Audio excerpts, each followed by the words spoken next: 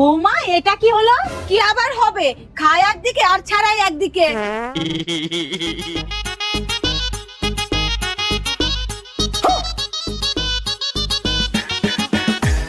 Idea.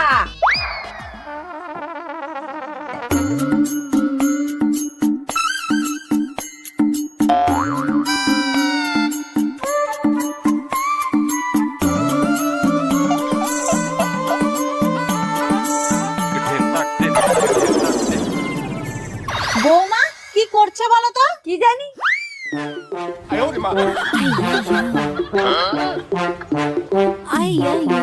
বাহ, দেখে মনটা ভরে গেল।